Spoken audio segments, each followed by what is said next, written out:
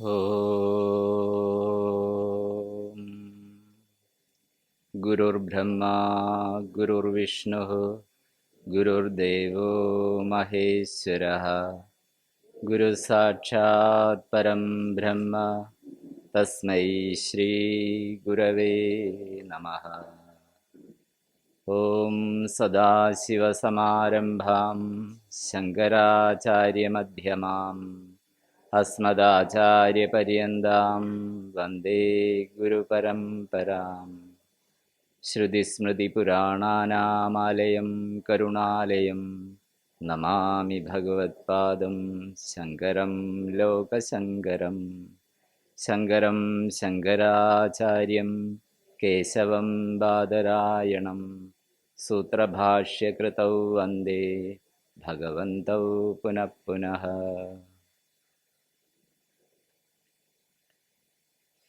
ഈ ഒരു സമയത്ത് നമുക്ക് ഭഗവത്ഗീത 6-ാം അധ്യായത്തിലെ 28, 29 ശ്ലോകങ്ങളാണ് ശ്രദ്ധിക്കാനുള്ളത്. ഇവിടെ ഒരു അന്തർയോഗത്തിൽ നമ്മൾ തുടർച്ചയായിട്ടുള്ള ക്ലാസ്സുകൾ അങ്ങനെ വലിയൊരു ഗ്യാപ്പൊന്നുമില്ലാതെ ഇങ്ങനെ കേൾക്കുകയാണ്. അപ്പോൾ എല്ലാവർക്കും ആ ക്ലാസ് അത്രയൊന്നും ഉൾക്കൊള്ളാനൊന്നും കഴിയുന്നുണ്ടാവില്ല. നിരന്തരം ശാസ്ത്രത്തിലൊക്കെ ശാസ്ത്രം പഠിക്കുന്ന ആളുകളെ സംബന്ധിച്ച് അത് അത്ര ഒരു പ്രശ്നമൊന്നും ഉണ്ടാവില്ല. എന്നാലും തുടർച്ചയായിട്ടുള്ള ക്ലാസ്സുകൾ വേണ്ട രീതിയിലുള്ള ശാരീരികമായിട്ടുള്ള വിശ്രമങ്ങളും അങ്ങനെയൊന്നും ഇല്ലാത്തത് കൊണ്ടൊക്കെയുള്ള പ്രയാസങ്ങളൊക്കെ ഉണ്ടാവും നമുക്ക്. അതുകൊണ്ട് പ്രത്യേകിച്ച് ഈ ഒരു സമയം ഉറക്കമൊക്കെ വരാൻ സാധ്യതയുള്ള സമയവും കൂടിയാണ്. അപ്പം ഗീത സമസ്ത വേദാർത്ഥ സാരസംഗ്രഹഭൂതമാണ് എന്നാണ് ശങ്കരാചാര്യ സ്വാമിജിയുടെ അഭിപ്രായം. ഗീത ഇപ്പം നമ്മൾ പഠിക്കുന്ന 6-ാം അധ്യായം യോഗ ശാസ്ത്രത്തെക്കുറിച്ചുള്ള പഠനമാണ്. യോഗം എന്നുള്ള ശബ്ദം നമ്മൾ ഒക്കെ പലപ്പോഴും കേട്ടതായിരിക്കും. യോഗ ശബ്ദത്തിന് പല അർത്ഥതലങ്ങളുണ്ട്. സ്വാമിജി തന്നെ പറഞ്ഞു, യോഗത്തിൻ്റെ ഇപ്പം നമ്മൾ അവസാനം ചിന്തിച്ചത് യോഗത്തിൻ്റെ ഒരു നിർവചനമാണ്. ദുഃഖ സംയോഗ വിയോഗം യോഗം. ഇതിൽ തന്നെ യോഗം യോഗകർമ്മസു കൗശലം എന്ന്, അതുപോലത്തെ സമത്വം യോഗ ഉച്യതേ എന്നുള്ള പ്രസിദ്ധമായിട്ടുള്ള യോഗ നിർവചനങ്ങളൊക്കെ ഉണ്ട്. എങ്കിലും യോഗം എന്നുള്ളത് നമ്മുടെ സ്വരൂപത്തിലേക്ക് സ്വരൂപ സാക്ഷാത്കാരത്തിന് വേണ്ടിയിട്ടുള്ള എല്ലാ പ്രയത്നങ്ങളെയും നമുക്ക് യോഗം എന്നൊരു ശബ്ദത്തിലൂടെ അർത്ഥമാക്കാം.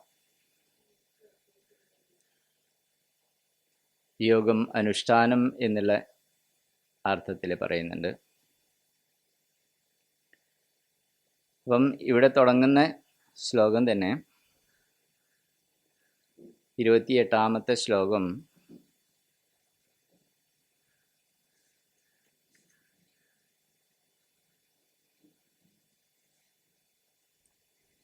യുഞ്ജന്നേവം സദാത്മാനം യോഗി വിഗതകൽമഷഃ സുഖേന ബ്രഹ്മസംസ്പർശം അത്യന്തം സുഖമശ്നുതേ എന്നുള്ളതാണ്. ഈ ഒരു യുഞ്ജന്നേവം സദാത്മാനം, യുഞ്ജൻ ഏവം സദാ ആത്മാനം യോഗി വിഗത കൽമഷഃ സുഖേന ബ്രഹ്മസംസ്പർശം അത്യന്തം സുഖം അശ്നുതേ. ഇതാണ് ഇതിൻ്റെ പദച്ഛേദം. അപ്പം ഈ ഒരു അർത്ഥത്തിൽ മുമ്പും ശ്ലോകങ്ങൾ വന്നിട്ടുണ്ട്,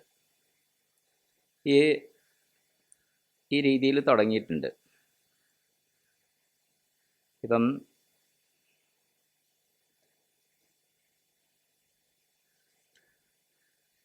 യോഗി യുഞ്ജീത സതതം എന്നുള്ളത് ഈ രീതിയിൽ തന്നെയാണ് തുടക്കം.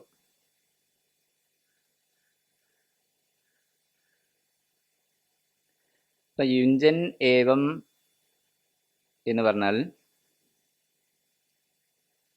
യോഗം, യുഞ്ജൻ എന്ന് പറഞ്ഞാൽ യോഗാനുഷ്ഠാനം ചെയ്യുന്നവൻ.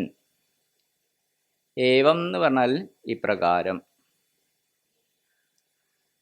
ഇപ്രകാരം എന്ന് പറയുന്നതിലൂടെ ഈ 6-ാം അധ്യായത്തിലും മുൻപ് പറഞ്ഞിട്ടുള്ള യോഗ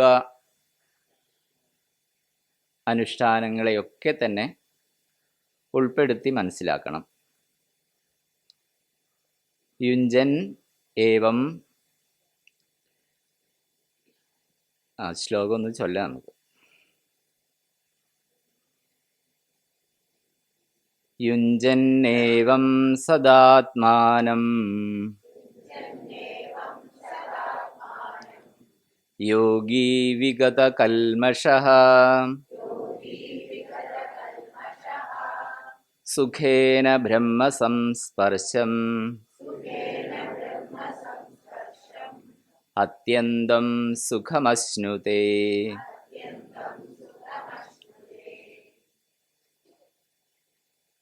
ഇപ്രകാരം യോഗാനുഷ്ഠാനം ചെയ്യുന്നൊരു യോഗി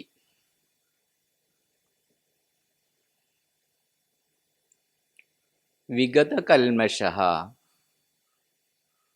വിഗതകൽമഷഃ എന്ന് പറഞ്ഞാൽ, കൽമഷം എന്ന് പറഞ്ഞാൽ പാപം, പാപങ്ങളൊക്കെ ഒഴിഞ്ഞു പോയിട്ടുള്ള ആള്, വിഗതമായിട്ടുള്ള.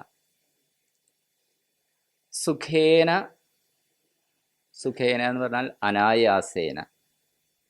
ബ്രഹ്മസംസ്പർശം, ബ്രഹ്മവുമായിട്ട് സ്പർശം, സ്പർശം തന്നെ, ബ്രഹ്മസംസ്പർശം.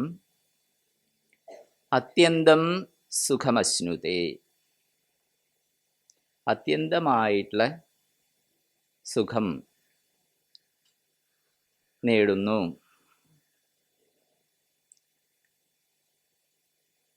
അപ്പം ഇവിടെ അത്യന്തമായിട്ടുള്ള സുഖം, അതായത് ബ്രഹ്മസംസ്പർശം നേടുന്നു എന്നാണ് പറയുന്നത്.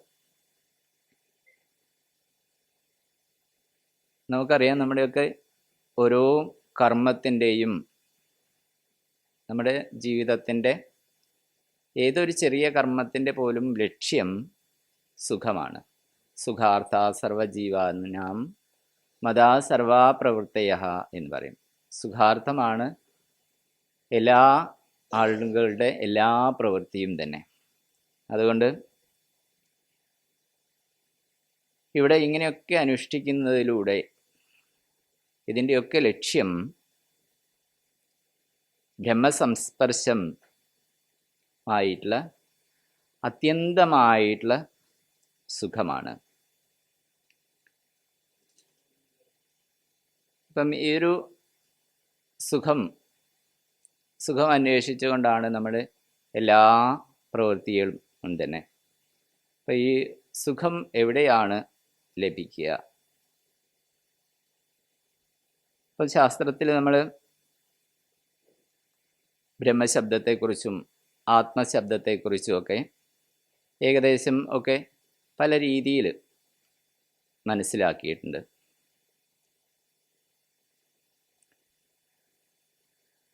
ബ്രഹ്മശബ്ദത്തെ നിർവചിക്കുന്ന ഭാഗങ്ങളൊക്കെ ഉപനിഷത്തിൽ നമുക്ക് കാണാം. തൈത്തരീയ ഉപനിഷത്തിൽ യതോ വായിമാനി ഭൂതാനി ജായന്തേ യേന ജാതാനി ജീവന്തി യത് പ്രയന്ത്യഭിസംവിശന്തി തദ്വിജിജ്ഞാസസ്വ തദ്ബ്രഹ്മേതി എന്ന് പറയും. അപ്പം എവിടെ നിന്നാണോ ഈ സർവചരാചരങ്ങളും ഉണ്ടാവുന്നത്, യാതൊന്നിലാണോ നിലനിൽക്കുന്നത്, യാതൊന്നിലേക്കാണോ അതൊക്കെ വിലയിക്കുന്നത്, അതിനെ ബ്രഹ്മം എന്ന് പറയുന്നു. അപ്പം ബ്രഹ്മം എന്ന് പറഞ്ഞാൽ നമുക്കൊരു ഏകദേശം ഒരു നിർവചനത്തിലൂടെ നമുക്ക് മനസ്സിലാക്കാൻ കഴിയും. ബ്രഹ്മശബ്ദവും ആത്മശബ്ദവും ഒക്കെ കുറച്ച് വ്യത്യാസം ഉണ്ട്. നമ്മുടെ വ്യക്തി എന്നുള്ള തലത്തിൽ പറയുന്ന സമയത്താണ് ആത്മശബ്ദം, പ്രത്യേകാത്മാ എന്നുള്ള തലത്തിൽ. അപ്പം ആ ഒരു ബ്രഹ്മ സംസ്പർശം അല്ലാത്ത സമയത്തൊക്കെ നമ്മൾ ആ ബ്രഹ്മസ്വരൂപത്തിൽ നിന്ന് വിട്ടിട്ടാണ് നിൽക്കുന്നത്. അപ്പോൾ ഇവിടെ തന്നെ പറയുന്നു, ഇവിടുത്തെ യോഗി എന്നുള്ള ശബ്ദത്തിന് ഭാഷ്യത്തിൽ പറയുന്നതാണ് യോഗാന്തരായ വർജിത എന്ന് പറയും. യോഗത്തിൻ്റെ അന്തരായങ്ങളായിട്ടുള്ള യോഗത്തിൻ്റെ വിഘ്നങ്ങൾ, യോഗാനുഷ്ഠാനത്തിൽ അനേക വിഘ്നങ്ങളുണ്ടല്ലോ, ആ വിഘ്നങ്ങളെയൊക്കെ ഇല്ലാതാക്കുന്ന ആള്, അല്ലെങ്കിൽ ആ വിഘ്നങ്ങളിൽ നിന്നൊക്കെ ഒഴിഞ്ഞു നിൽക്കുന്ന ആള്. അത് ഭാഷ്യത്തിലുള്ളതാണ്. അത് സ്വാമിജി പറയുന്ന സമയത്ത് ഒന്നുകൂടി വ്യക്തമാവും. എങ്കിലും ഞാനൊന്ന് അതിനെപ്പറ്റി സ്പർശിച്ചു പോവാം. യോഗവിഘ്നങ്ങൾ യോഗശാസ്ത്രത്തിൽ പറയുന്നതാണ്. അത് വ്യാധിസ്ഥ്യാന സംശയ പ്രമാദ ആലസ്യ അവിരതി ഭ്രാന്തി ദർശന അലബ്ധഭൂമിക അനവസ്ഥിതി എന്നുള്ളതാണ് യോഗവിഘ്നങ്ങൾ. വ്യാധി എന്നുള്ളത് രോഗങ്ങൾ തന്നെ, പല കാരണങ്ങൾ കൊണ്ട് ഉണ്ടാകുന്ന രോഗങ്ങൾ. സ്ഥ്യാനം എന്ന് പറഞ്ഞാൽ മടി, സാധനാനുഷ്ഠാനങ്ങളിലുള്ള മടി. സാധന അനുഷ്ഠിക്കണം എന്നൊക്കെ ഉണ്ട്, പക്ഷേ അതിന് അങ്ങോട്ട് തോന്നുന്നില്ല. സംശയം, ഗുരുവിലും ശാസ്ത്രവാക്യങ്ങളിലും സാധനയിലുമൊക്കെ ഉള്ള സംശയം. പ്രമാദം, നീട്ടിവെക്കുന്നത്, ഇപ്പം ചെയ്യേണ്ട കാര്യം കുറച്ചും കൂടി കഴിഞ്ഞിട്ടാവാം എന്ന് ഉള്ള രീതിയിൽ നീട്ടിവെക്കുന്നത്. ആലസ്യം, ശരീരത്തിനൊക്കെ ഒരു ഭാരം, ഒന്നും ചെയ്യാൻ തോന്നുന്നില്ല, അങ്ങനെയുള്ളൊരു അവസ്ഥ. അവിരതി, സാധനയിൽ നിന്ന് പിന്തിരിപ്പിക്കുന്ന പല പല വിഷയങ്ങളിലേക്ക് സാധനയിൽ പ്രവേശിക്കുന്ന സമയത്ത്, അല്ലെങ്കിൽ സാധന തുടങ്ങുന്നതിന് തടസ്സമായിട്ട് നിൽക്കുന്നത്. ഭ്രമം, ഭ്രാന്തി തന്നെ, ഭ്രമിച്ചിട്ടുള്ള അവസ്ഥ. അലബ്ധഭൂമിക, ഏകാഗ്രതയില്ലാതെ പല പല വിഷയങ്ങളിലേക്ക് പോകുന്നത്. അനവസ്ഥിതത്വം, സാധനയിൽ സ്ഥൈര്യമില്ലായ്മ. ഇത് ഭാഷ്യത്തിൽ പറയുന്നത് തന്നെയാണ്. അപ്പം ഈ യോഗിയെ നിർവചിക്കുന്നത് ഇവിടെ ഇങ്ങനെയുള്ള തടസ്സങ്ങളൊന്നും ഇല്ലാത്ത യോഗി ആളെയാണ് യോഗി എന്ന് പറയുന്നത്. പിന്നീട് പറയുന്ന വിഗത കൽമഷ, യോഗി വിഗത കൽമഷ. കൽമഷം പാപവാസനകൾ. പാപവാസനകളാണ് നമുക്ക് ബ്രഹ്മജ്ഞാനത്തിന് തടസ്സമായിട്ട് നിൽക്കുന്നത്.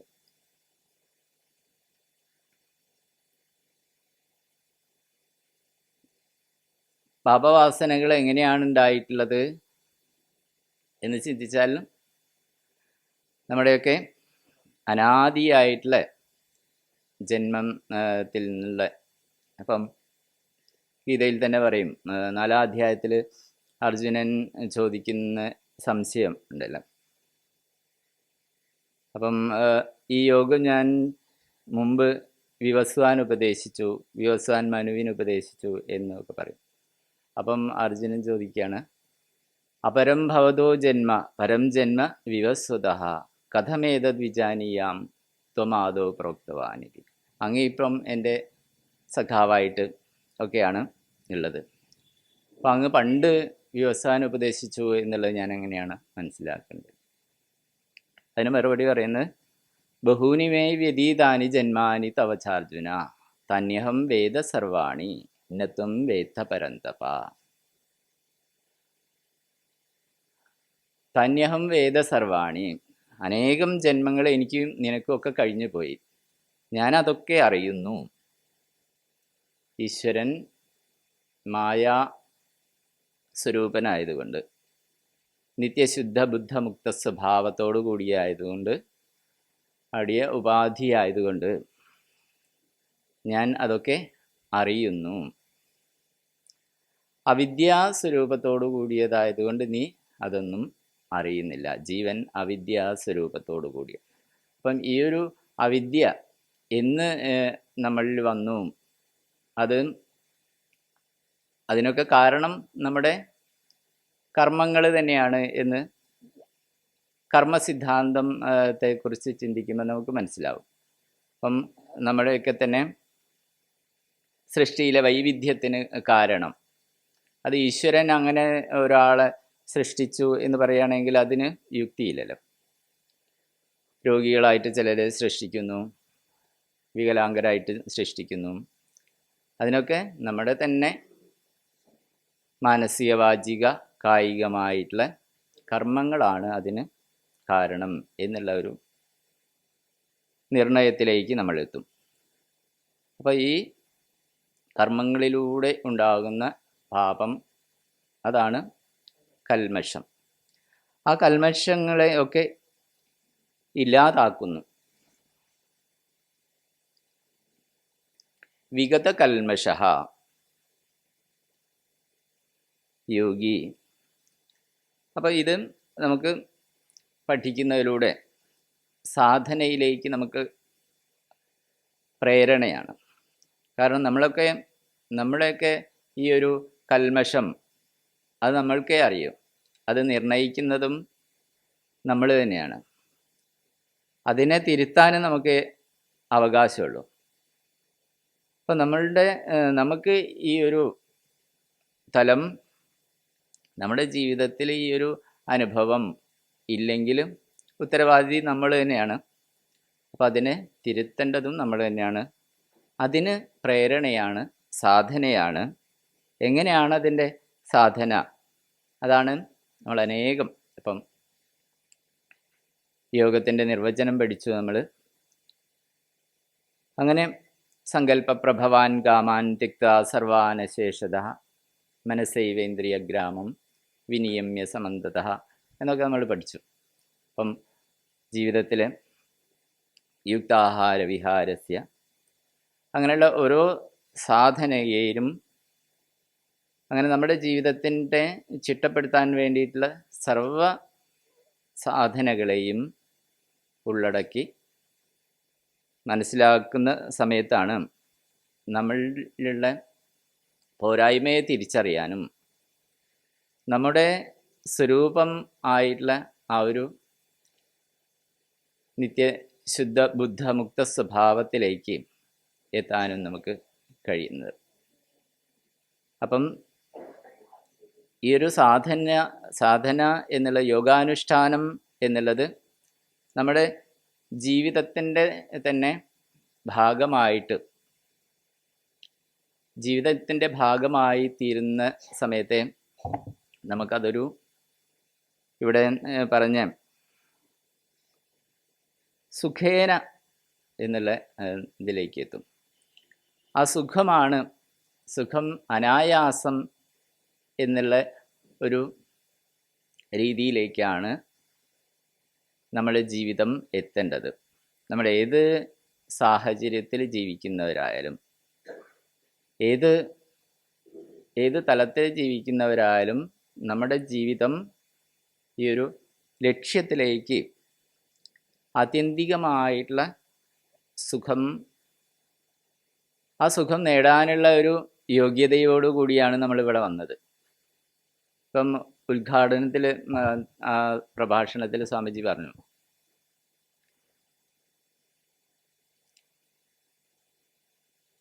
നമ്മുടെ ഇന്ദ്രിയങ്ങളൊക്കെ പുറമേക്ക് പരാഞ്ചിഖാനി വ്യതൃണ സ്വയംഭൂ തസ്മാത് പരാങ് പശ്യതി നാന്തരാത്മൻ. അപ്പം നമ്മുടെ ഇന്ദ്രിയങ്ങളിലൂടെ നമ്മൾ അറിയുന്നതൊക്കെ പുറത്തുള്ള വിഷയങ്ങളാണ്. ആ പുറത്തുള്ള വിഷയങ്ങൾ കാണുന്നതിലൂടെ നമ്മൾ അതിനെ നമ്മൾ പുറത്തുള്ളത് നമ്മൾ അറിയാതെ തന്നെ ഉള്ളിൽ എത്തും. ഈ ശ്ലോകത്തിൻ്റെ ഈ ഒരു അധ്യായത്തിൻ്റെ തുടക്കം തന്നെ പറഞ്ഞു. ഇതിൻ്റെ അടിസ്ഥാനം കിടക്കുന്നത് 5-ാം അധ്യായത്തിൽ സ്പർശാൻ കൃത്വാ ബഹിർബാഹ്യാൻ ചക്ഷുശ്ചൈവാന്തരേ ഭ്രുവോ എന്ന് പറഞ്ഞു. സ്പർശാൻ കൃത്വ ബഹിർബാഹ്യാൻ, സ്പർശങ്ങളൊക്കെ തന്നെ പുറത്ത് തന്നെയാണുള്ളത്, പക്ഷേ അതിനെ പുറത്ത് തന്നെ നിർത്തിയിട്ട് എന്ന് പറഞ്ഞു. പുറത്തുള്ളത് നമ്മൾ അറിയാണ്ട് ഉള്ളിലേക്ക് വരും അല്ലേ? നമ്മൾ പോലും അറിയാതെ നമ്മുടെ മനസ്സിലേക്ക് വരും, ഇന്ദ്രിയങ്ങളിലൂടെയും മനസ്സിലൂടെയൊക്കെ. അതാണ് ബഹിർബാഹ്യാൻ. അപ്പോൾ ആ വിഷയങ്ങളെ പുറത്ത് തന്നെ നിർത്തുക എന്നുള്ളത് സാധനയാണ്. അങ്ങനെ നമ്മുടെ ജീവിതത്തെ വിവേകപൂർവം നയിക്കുന്നതിലൂടെ മാത്രമേ നമുക്ക് ഈ ഒരു അനായാസമായിട്ടുള്ള ജീവിതത്തിൽ അനായാസമായിട്ടുള്ള ഞാൻ ആരാണ് എന്നും എൻ്റെ ജീവിതം എങ്ങനെ നയിക്കണം, എൻ്റെ സുഖം എന്നിൽ തന്നെയുള്ള എൻ്റെ അടിസ്ഥാനമായിട്ടുള്ള സുഖം അത് പാപലേശം ഇല്ലാതെ എങ്ങനെ നയിക്കണം എന്നുള്ളത് നമുക്ക് മനസ്സിലാവുന്നുള്ളൂ. അപ്പം നമ്മളിലൊക്കെ പാപവാസനകൾ ഉള്ളതുകൊണ്ടാണ് നമുക്ക് ഈശ്വര ആരാധനയ്ക്ക് നിത്യമായ ഈശ്വര ആരാധന, ഈശ്വര സമർപ്പണം ഇല്ലാത്തത് എന്ന് പറയും. 8-ാം അധ്യായത്തിൽ ഒരു ശ്ലോകമുണ്ട്, ഓർമ്മ വരുന്നില്ല. അപ്പം പൂർണ്ണമായിട്ട് നമുക്ക് ആ ഒരു ഈശ്വര ആരാധനയിലേക്ക് നമ്മൾ അതിന് യോഗ്യമാണ്. പക്ഷേ നമ്മൾ നമ്മുടെ സാഹചര്യങ്ങൾക്കനുസരിച്ച് നമ്മൾ പല പല വിഷയങ്ങളിൽ കുരുക്കി നമ്മൾ അതിൻ്റെയൊക്കെ പിന്നാലെ ആയി പോകുന്നത് കൊണ്ട് തന്നെ നമുക്ക് എന്താണ് കൃത്യമായിട്ട് വേണ്ടത് എന്നുള്ളത് നമുക്ക് വേർതിരിച്ച് മനസ്സിലാക്കാൻ കഴിയുന്നില്ല. അതുകൊണ്ട്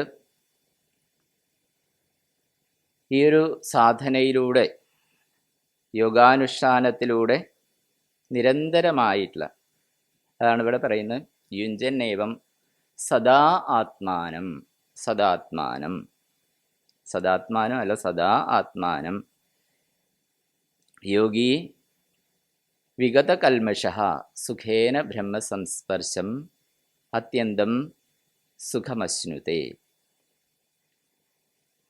സുഖം എന്നുള്ളത് അന്തം അതീത്യ എന്ന് പറയും.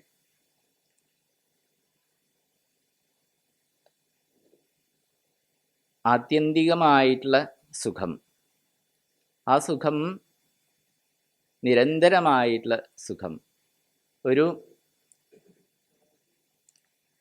തടസ്സവും ഇല്ലാത്ത സുഖം. ഇതെങ്ങനെയാണ് ലഭിക്കുക? 5-ാം അധ്യായത്തിൽ പറയും, ബാഹ്യസ്പർശേഷു അസക്താത്മാ വിന്ദത്യാത്മനി യത് സുഖം സ ബ്രഹ്മയോഗയുക്താത്മാ സുഖമക്ഷയമശ്നുതേ.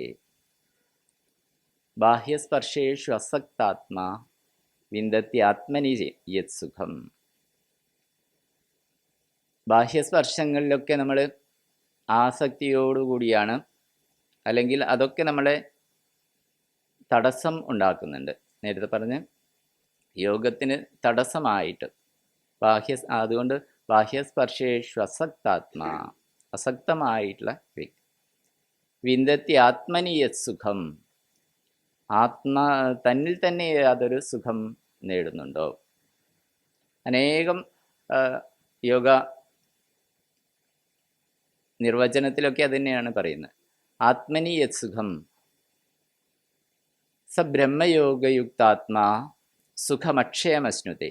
ഈ അക്ഷയമായിട്ടുള്ള സുഖമാണ് നമ്മളൊക്കെ അന്വേഷിക്കുന്നത്.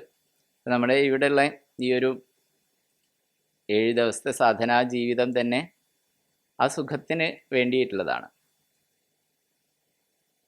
അപ്പം ഗീതയിൽ തന്നെ സുഖത്തെ തന്നെ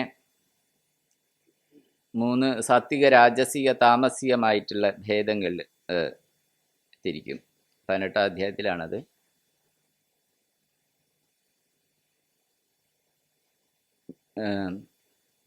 യതദഗ്രേ വിഷമിവ പരിണാമേ അമൃതോപമം തത്സുഖം സാത്വികം പ്രോക്തം ആത്മബുദ്ധി പ്രസാദജം എന്ന് പറയും. യതദഗ്രേ വിഷമിവ. ഇപ്പം രാവിലെ ഈ തണുപ്പിലൊക്കെ എഴുന്നേറ്റ് കുളിക്കണം, 5 മണിക്ക് ഇവിടെ എത്തണം എന്നൊക്കെ പറയുമ്പോൾ അതൊരു വിഷമാണ് അല്ലേ? വിഷം പോലെയാണ്. കുറച്ചും കൂടി സമയം കിടന്നുറങ്ങുക എന്നതാണ് അതൊരു സുഖമാണ്. പക്ഷേ അതൊരു വിഷം പോലെയാണ്. യതദഗ്രേ വിഷമിവ പരിണാമേ അമൃതോപമം. പിന്നീട് നമ്മൾ ചിന്തിക്കുന്ന സമയത്ത് അത് അന്നൊക്കെ അങ്ങനെയൊക്കെ ചെയ്തത് കൊണ്ട് അതിൻ്റെ ഒരു ഗുണം എനിക്ക് കിട്ടി എന്ന് നമ്മൾ ചിന്തിക്കും അല്ലേ? അപ്പം ആ സമയത്ത് ഇവിടെ വന്ന് ആ സ്തോത്രമൊക്കെ ചെല്ലുമ്പം ആ ഒരു സാധനയിലൊക്കെ അപ്പോൾ നമുക്ക് എവിടെ നിന്നൊക്കെയോ ഒരു സുഖം, ഒരു ശാന്തി, സ്വസ്ഥത വരും അല്ലേ? ആ ഒരു സുഖം നമ്മളിൽ തന്നെയുള്ള സുഖം അതാണ്. യതദഗ്രേ വിഷമിവ പരിണാമേ അമൃതോപമം തത്സുഖം സാത്വികം പ്രോക്തം. ഇതിന് വിരുദ്ധമായിട്ടുള്ളത് പറയുന്നുണ്ട്, രാജസികമായിട്ടുള്ള സുഖം. യദഗ്രേ പരിണാമേ വിഷമിവ. ആദ്യം അമൃത് പോലെ തോന്നും, പരിണാമേ വിഷമിവ. വിഷയേന്ദ്രിയ സംയോഗാത് യതദഗ്രേ അമൃതോപമം പരിണാമേ വിഷമിവ. ഇന്ദ്രിയങ്ങളും വിഷയങ്ങളൊക്കെ ആയിട്ട് ചേരുന്ന സമയത്ത് നമുക്ക് അത് തുടക്കത്തിൽ സുഖമായിരിക്കും. പക്ഷേ പരിണാമത്തിൽ അത് നമ്മുടെ ഈ സർവേന്ദ്രിയാണാം ജരയന്തി തേജഃ എന്ന് നചികേതസ് പറയും. നചികേതസിനോട് യമൻ മരണത്തെക്കുറിച്ച് ചോദിച്ച സമയത്ത് വലിയ അപ്സരസ്സുകളെ തരാം, ആഗ്രഹിക്കുന്ന സുഖഭോഗങ്ങളൊക്കെ തരാം, ഭൂമിയർ മഹദായതനം, എത്ര വേണമെങ്കിലും ഭൂമി എടുത്തോളൂ എന്നൊക്കെ പറയും. നചികേതസ് പറയും, തവൈവ വാഹാസ്തവ നൃത്യഗീതേ അഭി സർവം ജീവിതം അല്പമേവ. ജീവിതം വളരെ അല്പമാണ്, അങ്ങയുടെ സുഖഭോഗങ്ങളൊക്കെ അങ്ങയ്ക്ക് തന്നെ ഇരിക്കട്ടെ. ഈ ഒരു മനോഭാവം നമ്മുടെ ജീവിതത്തിലേക്ക് നമുക്ക് എത്രമാത്രം സ്വീകരിക്കാൻ കഴിയും എന്നുള്ളത് പ്രശ്നമുണ്ടാവും. പക്ഷേ അതിനു വേണ്ടി നമ്മൾ പ്രയത്നിക്കുന്ന സമയത്ത്, അതാണ് എൻ്റെ ജീവിത ലക്ഷ്യം എന്ന രീതിയിൽ മറ്റെല്ലാം മാറ്റി വെക്കുന്ന സമയത്ത് നമുക്ക് ആ ഒരു അനുഭൂതിയിലേക്ക് ഉയരാൻ കഴിയും. അല്ലെങ്കിൽ കുറച്ചാണ് അനുഷ്ഠിക്കുന്നതെങ്കിലും സ്വല്പമപ്യസ്യ ധർമ്മസ്യ ത്രായതേ മഹതോ ഭയാത് എന്ന് പറയും. കുറച്ചാണ് നമ്മൾ അനുഷ്ഠിക്കുന്നതെങ്കിലും അത് നമ്മുടെ ജീവിതത്തിലെ വലിയ ദുഃഖത്തെ ഇല്ലാതാക്കുന്നതാണ്. നേഹാഭിക്രമനാശോസ്തി പ്രത്യവായോന വിദ്യത്തെ എന്ന് പറയും. അഭിക്രമനാശം ഇവിടെ ഇല്ല, പ്രത്യവായോ ഇല്ല. തുടങ്ങിയിട്ട് കൃഷിയൊക്കെ ചെയ്ത് അത് ആദ്യം നല്ല രീതിയിൽ ചെയ്ത് പിന്നെ അതിന് വെള്ളമൊന്നും ഒഴിച്ചില്ലെങ്കിൽ അങ്ങനെയുള്ള അതിൻ്റെ ആദ്യം ചെയ്തത് ഇല്ലാതാവുന്നതും, അതുപോലെ തന്നെ പ്രത്യവായം, അതായത് മരുന്നൊക്കെ ആയുർവേദ മരുന്നൊക്കെ കുടിച്ച് അത് 1 മാസം കുടിക്കണം എന്ന് പറഞ്ഞാൽ അതൊരു 5 ദിവസമൊക്കെ കുടിച്ച് പിന്നെ തുടർന്നില്ലെങ്കിൽ ആദ്യമേ അതിൻ്റെ ഫലം ഇല്ലാതാകുന്നു. അങ്ങനെയുള്ള ഒരു ദോഷവും ഒന്നുമില്ല. പക്ഷേ അത് നമുക്ക് സാധനയിൽ തുടർച്ചയില്ലാതാകാൻ വേണ്ടിയിട്ടുള്ള ഒരു ലൈസൻസ് അല്ല എന്ന് മനസ്സിലാക്കണം. അപ്പം അത് നമ്മൾ എത്ര കുറച്ചാണ് ചെയ്യുന്നതെങ്കിലും അതിൻ്റെ ഫലം അവിടെ ഉണ്ടാവും എന്നുള്ളത് അത് എവിടെയും നഷ്ടമായി പോകുന്നില്ല എന്ന് നമ്മളെ ബോധിപ്പിക്കുന്നതാണ്. അപ്പം ആ ഒരു അനുഷ്ഠാനത്തിലൂടെ കുറച്ച് ആണെങ്കിലും നമുക്ക് ജീവിതത്തിൻ്റെ എല്ലാ മേഖലയിലും സദാത്മാനം എന്ന് പറയുന്ന സമയത്ത് നമ്മൾ ഇപ്പം ഒരു ക്യാമ്പിനൊക്കെ പങ്കെടുത്ത് അപ്പം എല്ലാം ഒക്കെ റെഡി തന്നെയാണ്, നല്ല.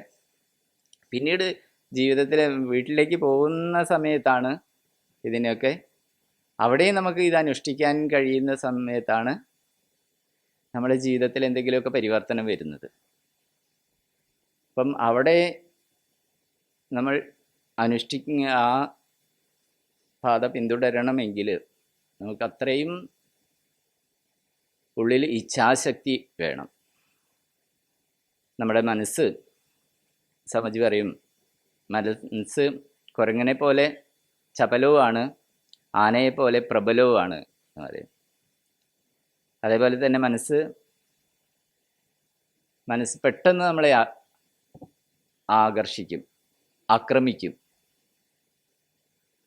അതേപോലെ തന്നെ പതുങ്ങിയിരുന്നു ആക്രമിക്കും.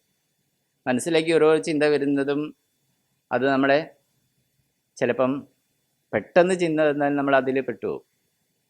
വ്യാഘ്രത്തെ പോലെയാണ്, മനോനാമ മഹാവ്യാഘ്രം എന്ന് പറയും. അതിൽ നമ്മൾ പെട്ടുപോകും, അതിൽ നിന്ന് രക്ഷപ്പെടാൻ പറ്റില്ല. പക്ഷേ മനസ്സ് നമ്മളെ കൂടെ തന്നെ നിന്ന് നമ്മളെ ചതിക്കുന്നത് നമുക്ക് മനസ്സിലാവില്ല. അതാണ് മനസ്സിന് ഏറ്റവും വലിയൊരു അപകടം. നമുക്ക് വേണ്ട ഇതാണ് എന്നുള്ള രീതിയിലൊക്കെ അങ്ങനെ പോവും അല്ലേ. അതാണ് തസ്മാത് ജാഗ്രത ജാഗ്രത എന്ന് പറയുന്നത്. അപ്പം മനസ്സിനെയും ഒക്കെ നമുക്ക് വേർപെടുത്താനുള്ള ആ ഒരു വ്യത്യാസം അത് വളരെ വളരെ നേർത്തതാണ് എന്ന് പറയും.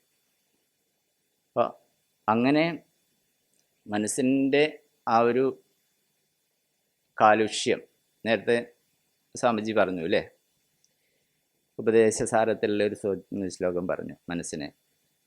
മാനസം തു കിം മാർഗണീകൃതേ നൈവ മാനസം മാർഗ ആർജവാത്. മനസ്സെന്താണെന്ന് അന്വേഷിച്ച് പോകുന്ന സമയത്ത്, ആർജവത്തോടുകൂടി നമ്മൾ അന്വേഷിച്ച് പോകുന്ന സമയത്ത് മനസ്സിൻ്റെ നമ്മൾ അന്വേഷിക്കാൻ പോകുന്ന സമയത്ത് മനസ്സിൻ്റെ കളികളൊന്നും മനസ്സിൽ നടക്കില്ല എന്ന് മനസ്സിലാവും. അപ്പം മനസ്സ് ഇല്ല. നല്ല രസകരമായിട്ടുള്ള ശ്ലോകങ്ങളാണ്.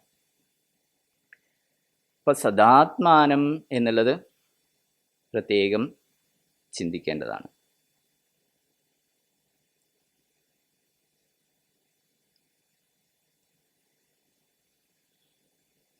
രണ്ടാമത്തെ ശ്ലോകം, സർവഭൂതസ്ഥമാത്മാനം സർവഭൂതാനി ചാത്മനി ഈക്ഷതേ യോഗയുക്താത്മാ സർവത്ര സമദർശനഃ.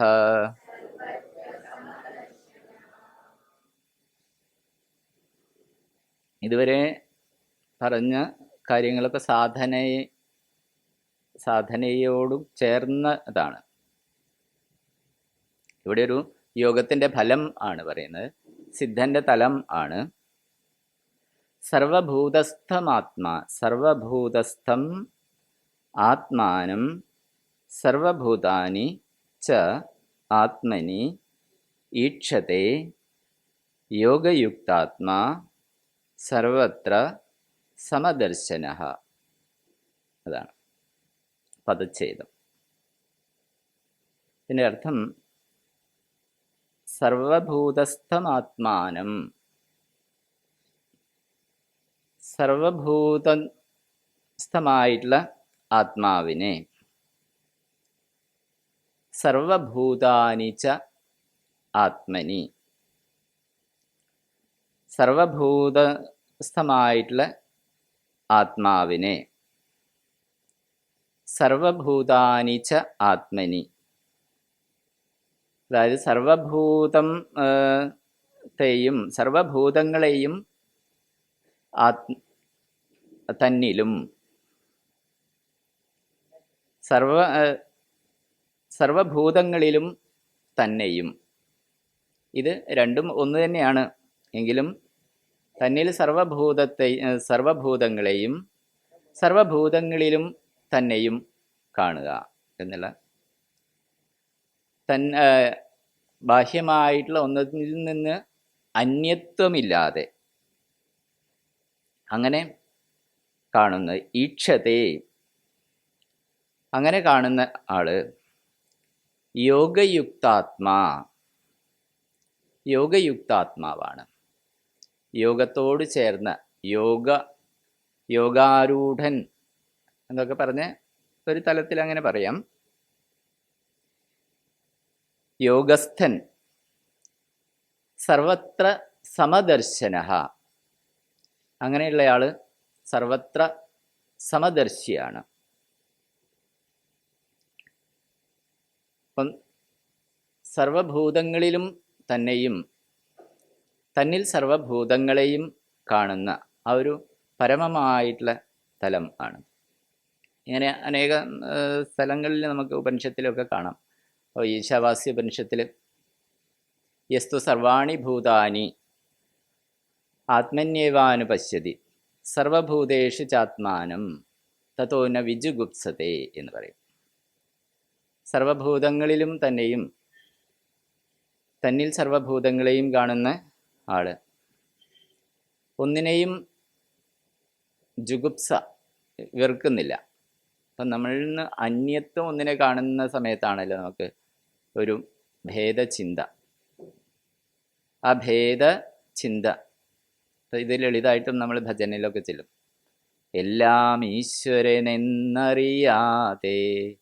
അല്ലലകറ്റാൻ വഴിയില്ല, നേരിട്ടീശനെ ദർശിക്കാതെ നേരെന്താണെന്നറിയില്ല. അല്ലേ? അത് തന്നെയാണ് ഈ ഒരു തലം. അപ്പം ആ ഒരു തലത്തെയാണ് സമദർശനം എന്ന് പറയുന്നത്. അപ്പം നേരത്തെ ഗീതയിൽ തന്നെ പറഞ്ഞു, പണ്ഡിതന്റെ ലക്ഷണം പറഞ്ഞ സമയത്ത് വിദ്യാവിനയസമ്പന്നേ ബ്രാഹ്മണേ ഗവിഹസ്തിനി ശുനിജൈവ സ്വപാകേച പണ്ഡിത സമദർശിനഃ. വിദ്യാവിനയ സമ്പന്നനായിട്ടുള്ള ബ്രാഹ്മണനിലും നായയെ ഭക്ഷണം പാകം ചെയ്ത് കഴിക്കുന്ന ചണ്ടാളിനും പണ്ഡിതൻ സമദർശിയാണ്. അപ്പം ആ ഒരു സമദർശി അതിനെ പറയുന്ന സമയത്ത് സന്യാസിയെയാണ് പറയുന്നത്. യഹ പരിവ്രാട് മുമുക്ഷുഹു എന്ന് പറയും ഭാഷ്യത്തിൽ. മുമുക്ഷു ആയിട്ടുള്ള ബ്രഹ്മാദി സ്തംഭപര്യന്തേഷു, ബ്രഹ്മാവ് മുതൽ സ്ഥാവരാന്തം വരെയുള്ളതിൽ എല്ലാത്തിലും സമദർശിയായിട്ടുള്ള ആള്. അപ്പോൾ ആ ഒരു സമദർശിത്വമാണ് ഇതിൻ്റെയൊക്കെ ശാസ്ത്ര പഠനത്തിൻ്റെയൊക്കെ ലക്ഷ്യം. ഇതിന് ശാസ്ത്രം പഠിക്കണം,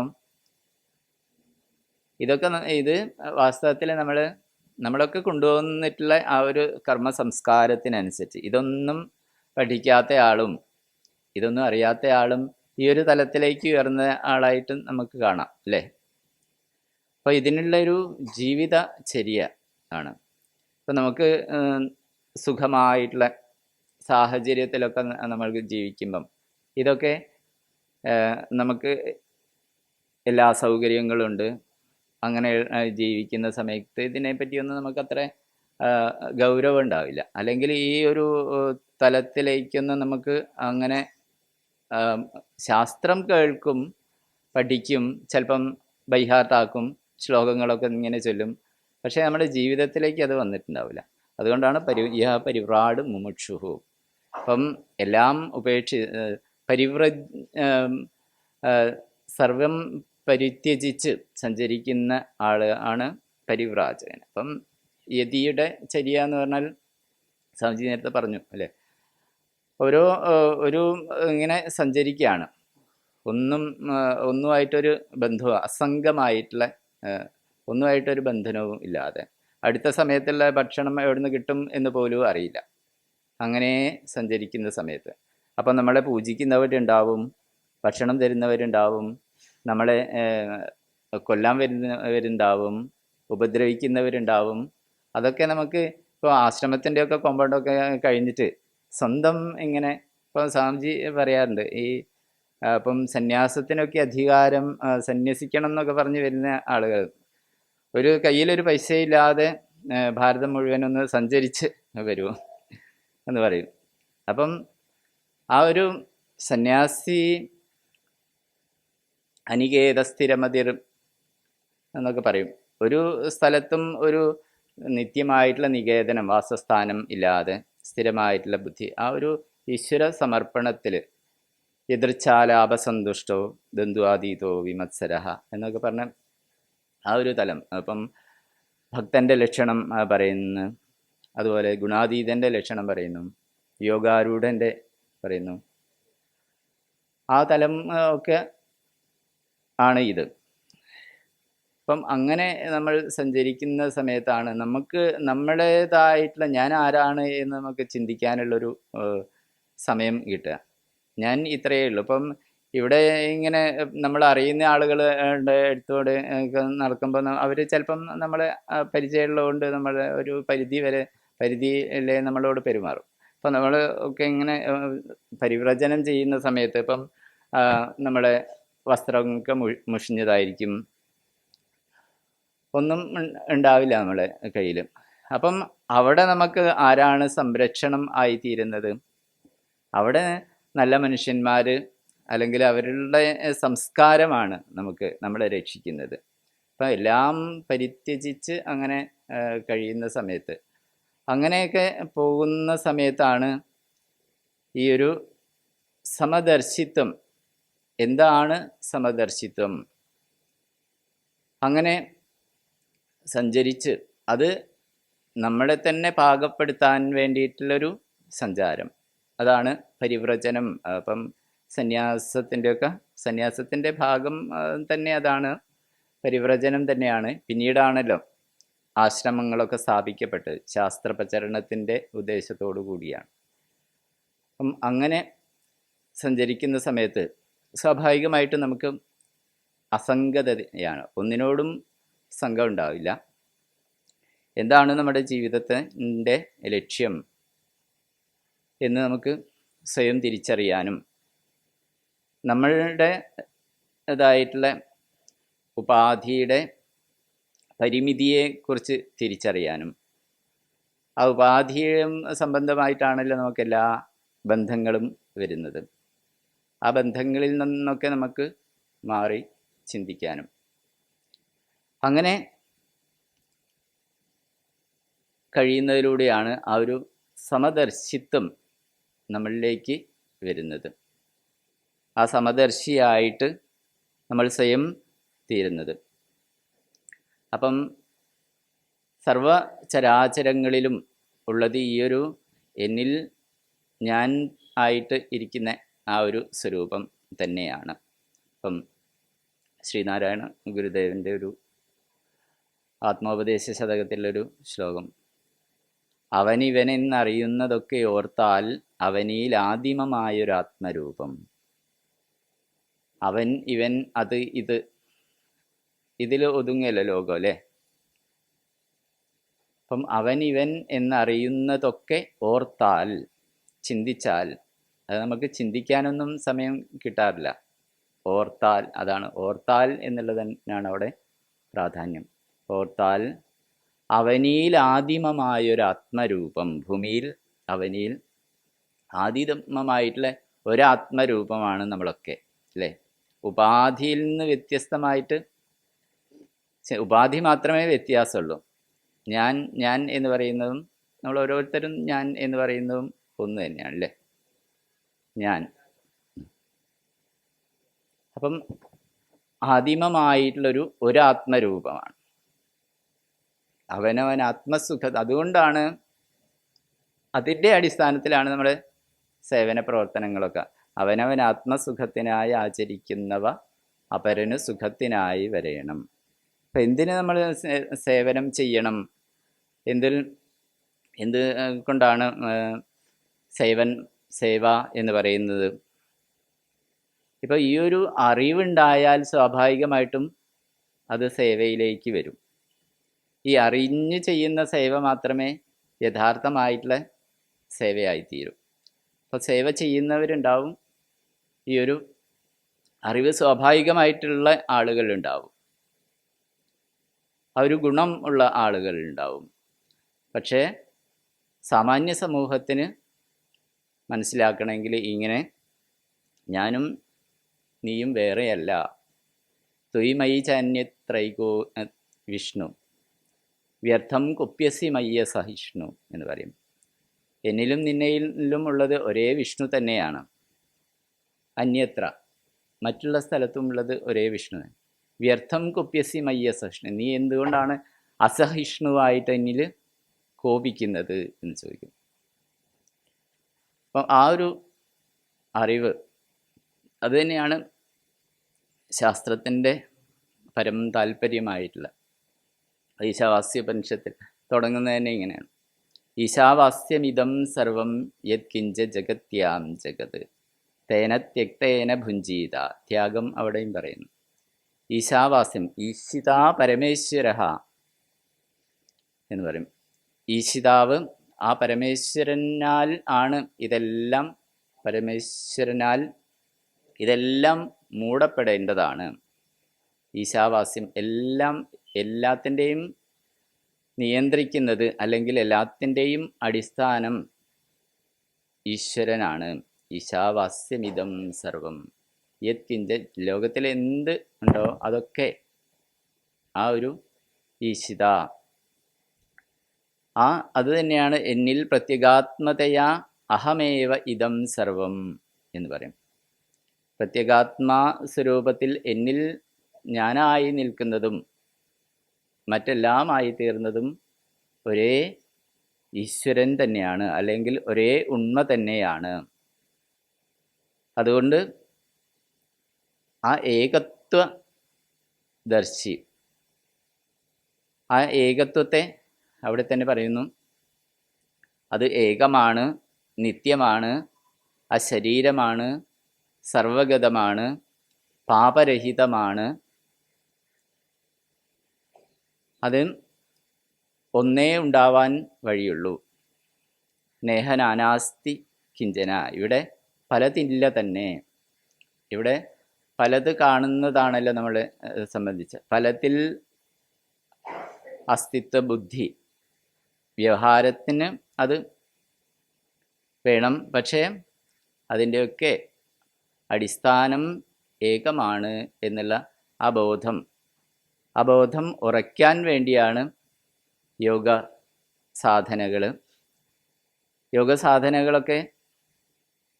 ഇപ്പം ലക്ഷ്യത്തിലേക്ക് എത്താൻ വേണ്ടി ലക്ഷ്യം നമ്മൾ മനസ്സിലാക്കി, പക്ഷേ ഇവിടുന്ന് അല്ലെങ്കിൽ ഡൽഹിക്കുള്ള ദൂരം നമ്മൾ മനസ്സിലാക്കി. അപ്പം അവിടേക്ക് എത്താൻ നമ്മൾ ഓരോരുത്തരും എവിടെയാണ് നിൽക്കുന്നത് എന്നുള്ളതിനനുസരിച്ചാണ് അവിടേക്കുള്ള ദൂരം, അല്ലേ?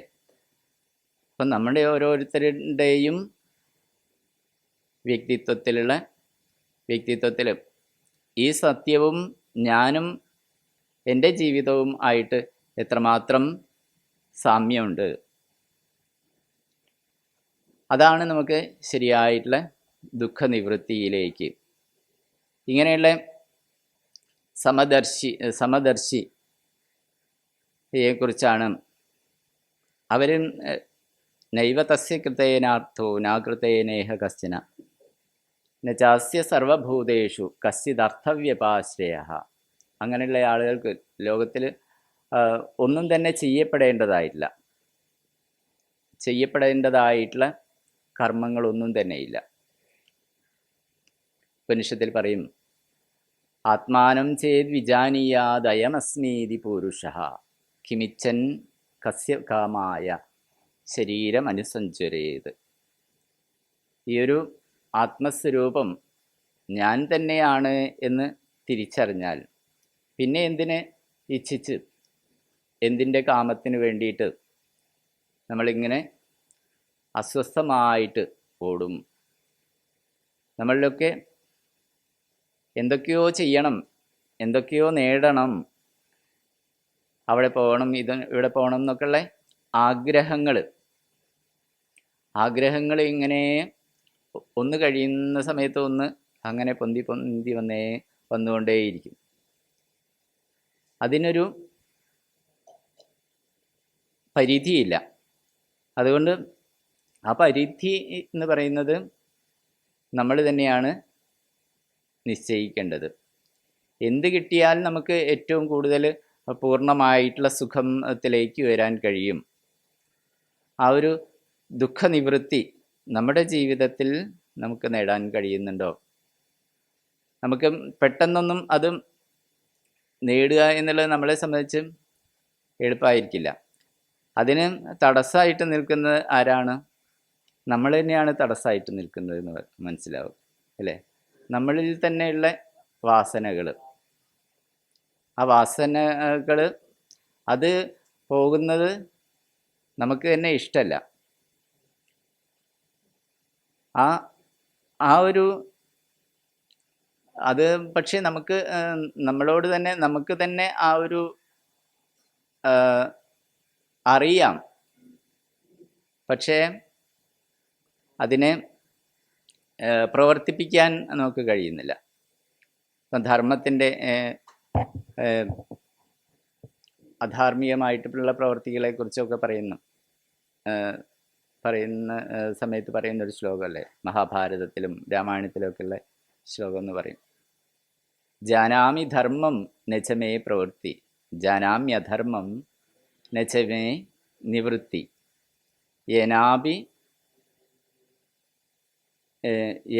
ദേവേന ഹൃദിസ്ഥിതോസ്മി, യഥാ നിയുക്തോസ്മി തഥാ കരോമി. ഏതോ ഒരു ദേവൻ എൻ്റെ ഉള്ളിൽ നിന്ന് നിയന്ത്രിക്കുന്നത് പോലെ ഞാൻ ചെയ്യുന്നു. ഇതാണ് 3-ാം അധ്യായത്തിലും പറയുന്നത്, അർജുനൻ ചോദിക്കുന്നത്. അധ കേന പ്രയുക്തോയം പാപം ചരതി പുരുഷഃ അനിച്ഛന്നപി വാർഷ്ണേയ ബലാദിവ നിയോജിത. അപ്പം നമ്മളിലുള്ള ആഗ്രഹങ്ങൾ നമ്മൾ അറിഞ്ഞിട്ട് അല്ലെങ്കിലും ചെയ്യണ്ടെന്ന് വിചാരിച്ചാലും അത് ചെയ്തു പോകുന്നത്, അത് നമ്മുടെ ഉള്ളിൽ ഒക്കെ അജ്ഞാന വാസനകളാണ് ആയിട്ട് അത് ഉണ്ട്. ഇത്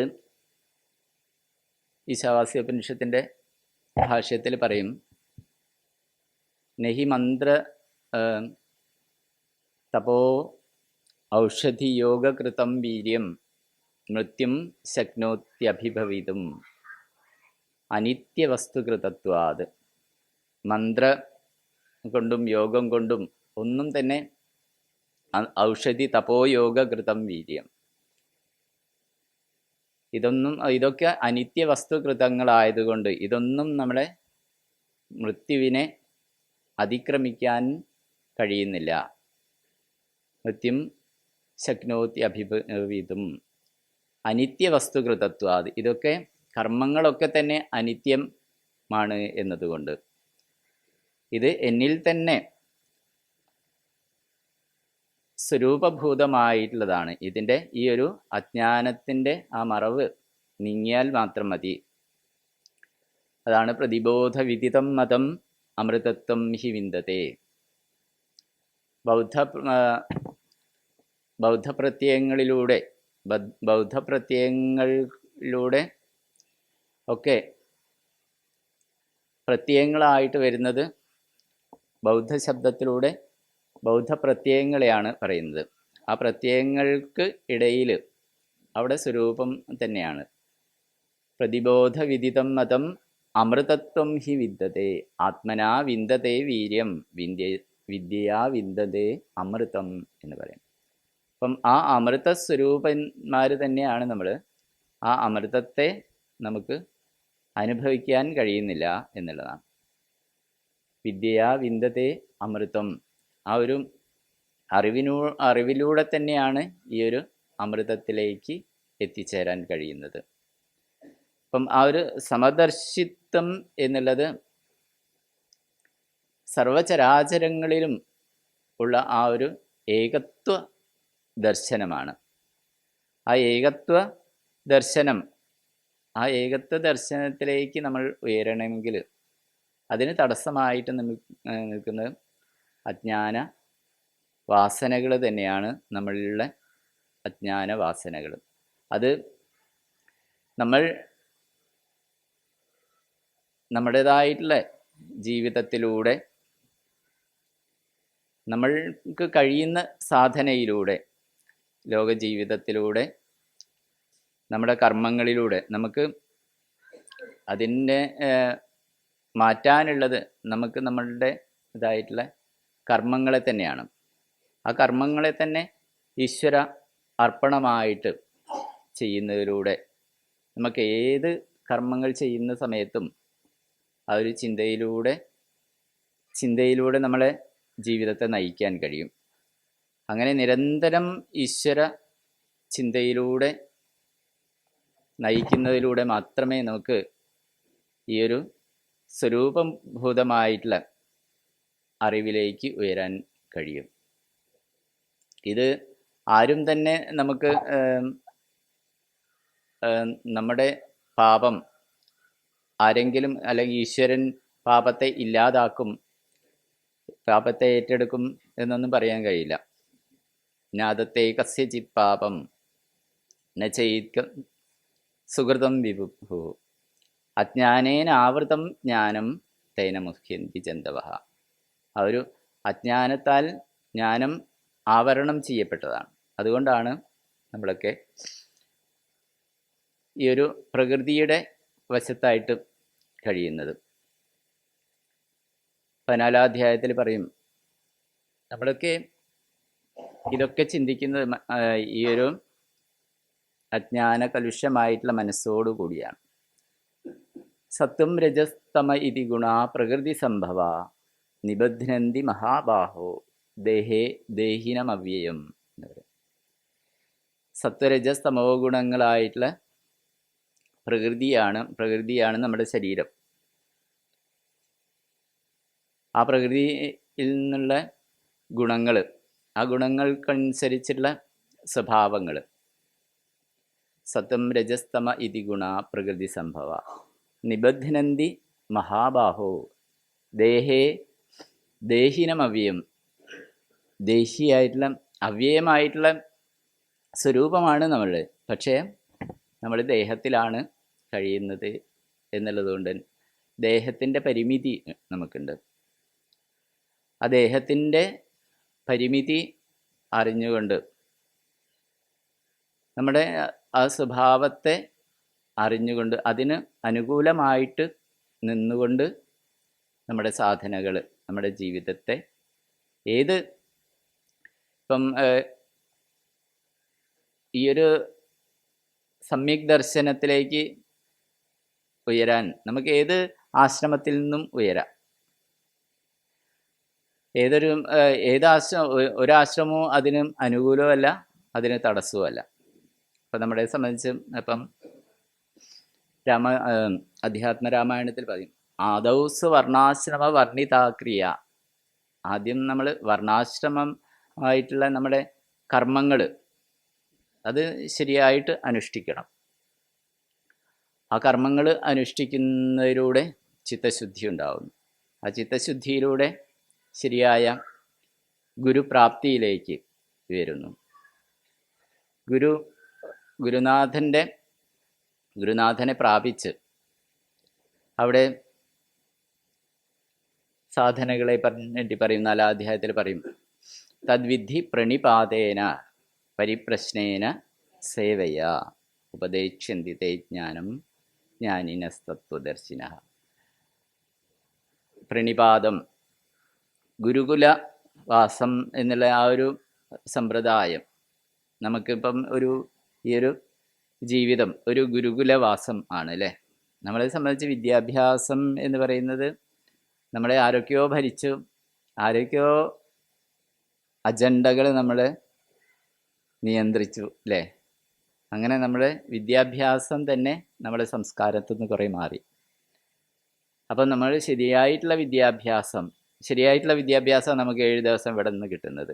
അപ്പോൾ ഇതിൻ്റെ അടിസ്ഥാനത്തിൽ നമ്മുടെ വിദ്യാഭ്യാസത്തെ നിയന്ത്രിക്കണം നമുക്ക്. അപ്പം ആ ഒരു ഗുരുകുല വിദ്യാഭ്യാസത്തിൻ്റെ മഹത്വം അത് തലമുറകളിൽ നിന്ന് തലമുറകളിലേക്ക് നമുക്ക് വന്നുകൊണ്ടേയിരിക്കണം.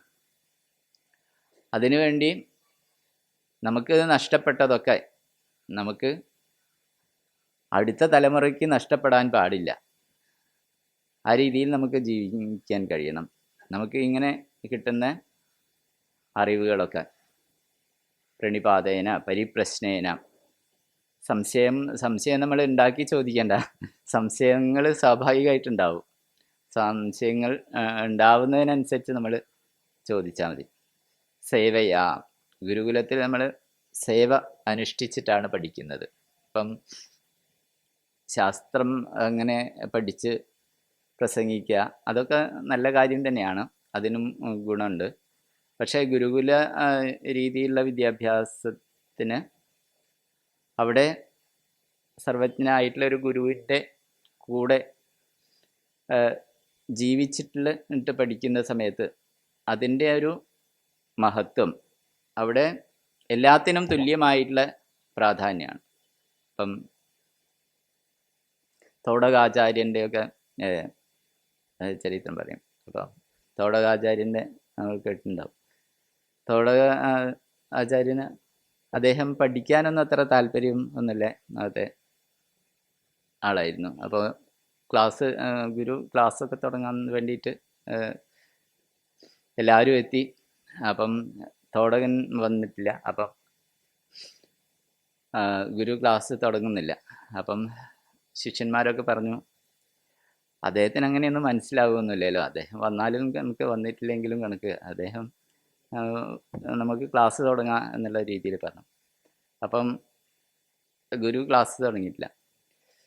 അപ്പം അദ്ദേഹത്തിന് പിന്നെ ആരോ പോയി നോക്കി. അങ്ങനെ വന്ന സമയത്ത് അദ്ദേഹം ഗുരുവിനെ സ്തുതിച്ച് കൊണ്ട് എഴുതിയിട്ടുള്ള കൃതിയാണ് എന്ന് പറയും തോടകാഷ്ടകം. വിദിതാഖില ശാസ്ത്രസുധാ ജലധേ മഹിതോപനിഷത് കഥിതാർത്ഥനിധേ എന്നുള്ള. അപ്പം ആരെയും നമുക്ക് വിലയിരുത്താൻ കഴിയില്ല. എല്ലാവരിലും ഈശ്വര ശക്തി തന്നെയാണ്. അപ്പോൾ അതിൻ്റെ ശരിയായിട്ടുള്ള മൂല്യവത്താക്കി തീർക്കുന്നത് നമ്മുടെ ശരിയായ സമ്പ്രദായത്തിലൂടെയാണ് നമുക്ക് ആ അറിവ് ലഭിക്കുന്നത്. ഇന്ന് നമ്മൾ ശാസ്ത്രം ഉപനിഷത്ത് പഠിക്കുന്നു. ഭാരതീയമായിട്ടുള്ള ശാസ്ത്രങ്ങളുടെ ഒക്കെ അടിസ്ഥാനം ആധ്യാത്മികതയാണ്. ഏത് ശാസ്ത്രങ്ങളായാലും ഏതൊരു ശാസ്ത്രമായാലും അതിൻ്റെ അടിസ്ഥാനം ജീവിതത്തിലുള്ള ആ ഒരു സമദർശനമാണ്, ഏകത്വമാണ്.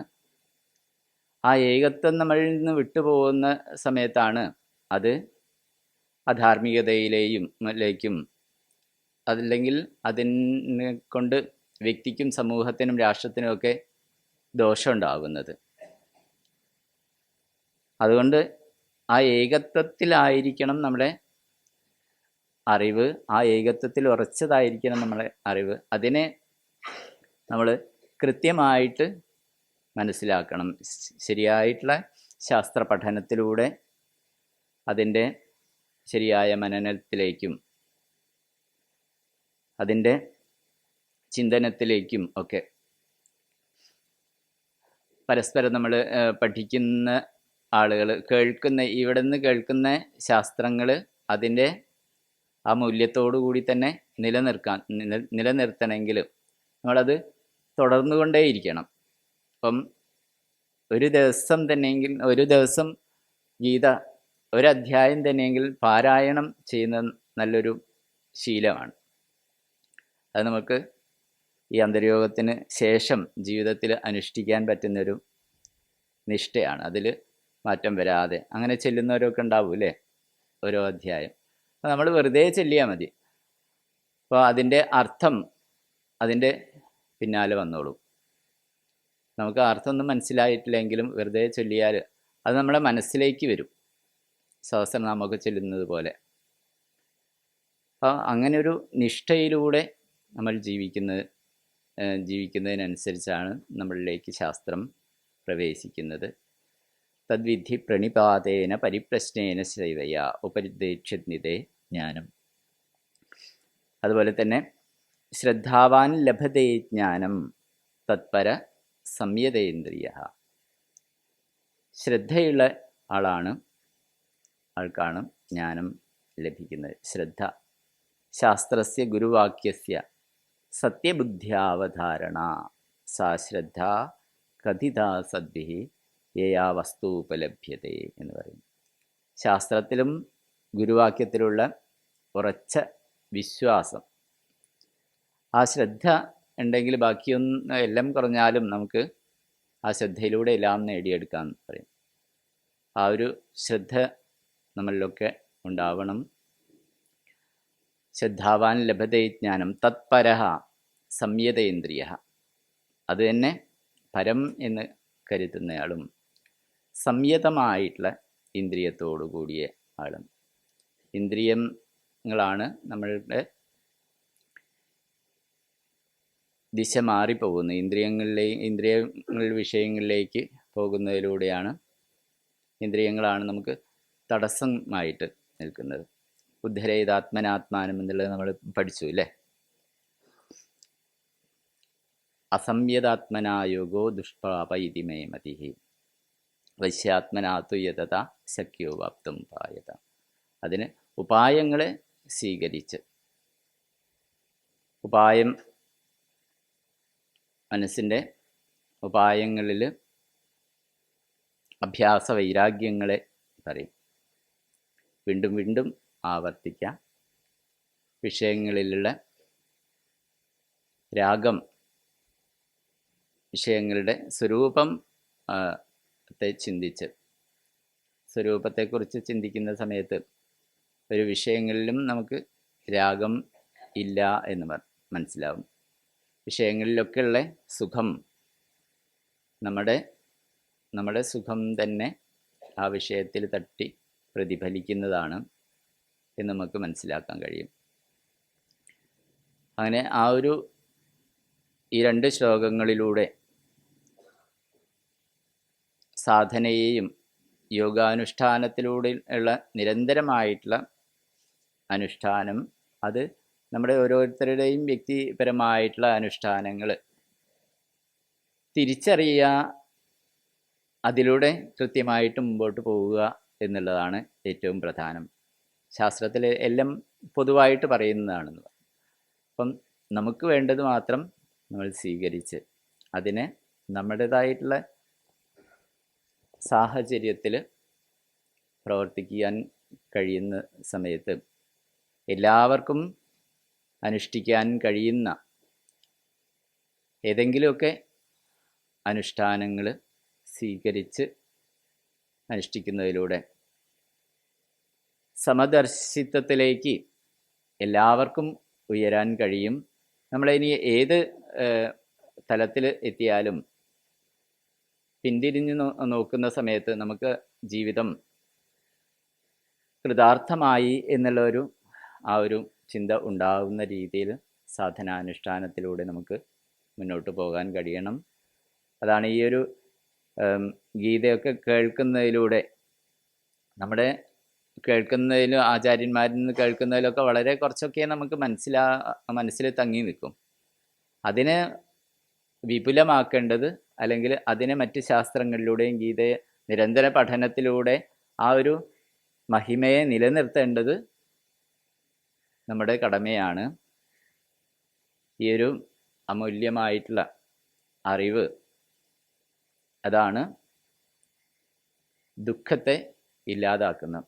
അത്യന്തം സുഖമശ്നുതേ എന്ന് പറഞ്ഞാൽ ആ അത്യന്തമായിട്ടുള്ള സുഖം അത് നമ്മൾക്ക് അനുഭവിക്കാൻ കഴിയണം, നഷ്ടപ്പെടാതിരിക്കണം. അതാണ് ഈ ശ്ലോകങ്ങളിലൂടെ നമുക്ക് ശാസ്ത്രം കേട്ട് ശ്രവണത്തിലൂടെ നമ്മുടെ മനസ്സിൽ തങ്ങി നിന്ന കാര്യങ്ങളൊക്കെ അറിയുന്ന രീതിയിലൊക്കെ പറയാനുള്ളൊരു പരിശ്രമം മാത്രമാണിത്. നിങ്ങൾക്ക് അത് എങ്ങനെയാണ് അനുഭവപ്പെടുന്നതെന്ന് അറിയില്ല. ഏതായാലും ആചാര്യപാദങ്ങളിൽ സമർപ്പിച്ചുകൊണ്ട് നിർത്തുന്നു. ഓം ഗുരുർബ്രഹ്മാ ഗുരുർവിഷ്ണു ഗുരുർദേവോ മഹേശ്വരഃ ഗുരുസാക്ഷാത് പരം ബ്രഹ്മ തസ്മൈ ശ്രീ ഗുരവേ നമഃ.